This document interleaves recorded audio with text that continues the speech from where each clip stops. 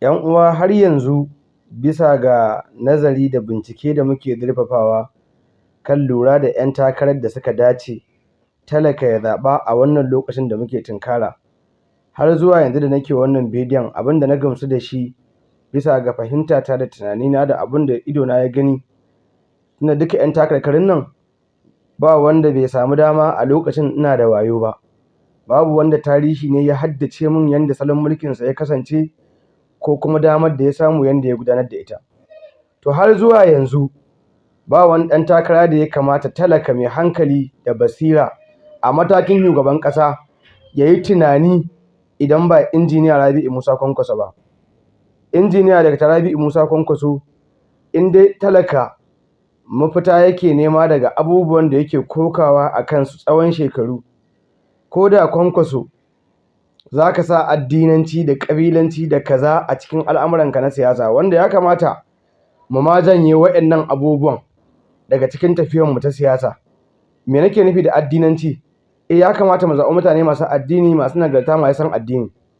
Amma abin da nake so mu fahimta shine idan mutum ba shi da adalci, bai iya mulki ba, mucuci ne, ba mai amana ba ne ba, zai zo yanzu ya kuma yaudarar mu da fakewa da wani abu na addini? Ɗaya kenan. Abin da ya shafi ƙabilanci, mutum zai zo ya fake da wani abu na ƙabilanci ko kaza yanzu, sai mu manta da tarihinsa da damar da ya samu mu zaɓe shi a matsayin wanda zai jagorance mu? Ba na tunanin mai hankali zai haka. Ya jama'a mu sani, Allah Maɗaukakin Sarki ya ce balil insanu ala nafsihi basira. Lallai ɗan adam a karan kansa iya da basira. Ma'ana na halicci ɗan adam ban bar shi kara zuba ba, ban bar shi a ja shi a rufe ba, ban bar shi a matsayin wanda zai ringa makauniyar soyayya ko makauniyar tafiya ko kurman ji. A'a, balil insanu ala nafsihi basira. Ɗan kaji bai ce dabba ba, bai ce aljani ba, ɗan adam kawai Allah ya wa wannan yabon. Balil insanu, shi ɗan adam a karan kansa shine ala nafsihi, a karan kansa, ba wai abin da zaka zo ka yaudare shi ka rena mar hankali ba. Shi a karan kansa basira, iya da ma'auni da zai tantance daidai da rahin daidai. Ashe daga lokacin da muka zama mawaƙa da masu raye-raye da 'yan nanaye, su muka ajiye tunaninmu da basiranmu, su muka bari su gaya mana wanda za mu zaɓa. Ko wani ɗan takara da muke so kawai shi zai nuna mana a can ku zaɓi wani, a can mu ba za mu yi aiki da basira ba, sai dai mu bi layi kawai sak in mutum ya ce mana ga yanda za mu yi. Ashe mun koma dabbobi ba mu sani ba. Duk sanda muka wayi gari muka zama haka, mun koma dabbobi, domin su ne Allah bai yabe su cewa suna aiki da basirarsu ba, jansu kawai ake. To amma fa a nan ba ina cewa lallai sai ka fahimci Kwankwaso yanda na fahimce shi ka zama mai basira ba.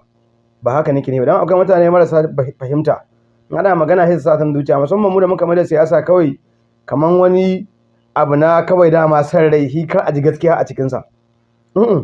Abin da nake ishara zuwa gare shi, ya kamata kowa ya tsaya ya aiki da basira, ya cire san rai da jam'iyyanci, ya kalli a matakin kujera kaza waye ɗan takarar da yake da nagarta ya fi abokin karawarsa.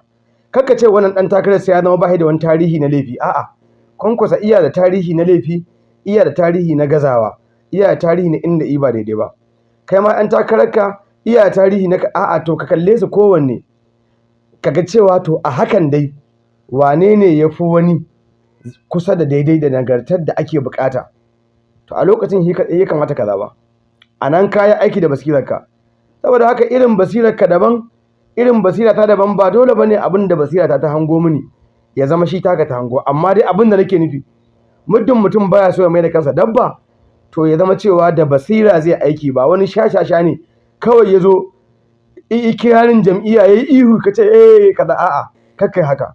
Kai aiki da basira ka zaɓa, musamman ma wanda zai je iga studio ya kiɗa ya yi waƙa, ma za su yi mara anyi a cashe, wai kai wannan ne zai gamsar da kai wanda za ka zaɓa? Kai wani irin daƙiƙi ne? Kaga baka da basira ai. To saboda haka wannan ne a ganina shine abin da ya kamata ɗan adam ya girmama kansa a matsayin na ɗan adam. Balil insanu ala nafsihi basira. A fahimta ta da basira ta, abin da Allah ya nuna min a yanzu a matakin kujerar shugaban ƙasa, ban san wani ɗan takara da yake da nagarta ya cancanta in ce a zaɓe shi, in zaɓe shi kamar Injiniya Dr. Rabi'u Musa Kwankwaso ba. Ba wata alaƙa tsakanina da shi. ta kusa ko ta nesa da wani zai fito wanda ifi nagarta zan raba gari da shi, amma a yanzu da shi ne wanda ya dace. Ya kamata mutane su fahimci wannan. Ba ina nufin duk wanda yake a jam'iyyar NNPP mai kayan marmari ka zaɓe shi ba, a'a.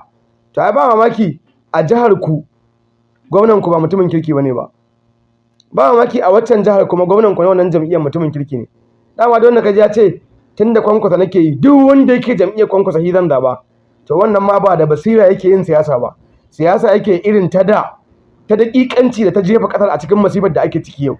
Kuma muddin talaka bai gane wannan abin ba, wallahi wannan masifar da talaka yake fama kuma shi ne a ciki. So wannan ba ruwansu. Kai talakan kai ne a matsala, kuma muddin talaka bai daina tunanin cewa idan wani nake so a sama, to tun daga sama har ƙasa duk wanda yake jam'iyyar sa zan zaɓa ba, to har yanzu haƙorin hankali bai fito mana ba. Kuma wahala dai ba a fara gidan san rai, in baka ce da san rai ba Allah ba zai taimake ka ba. Ita ce gaskiyar magana, ka canza Allah ya canza ma.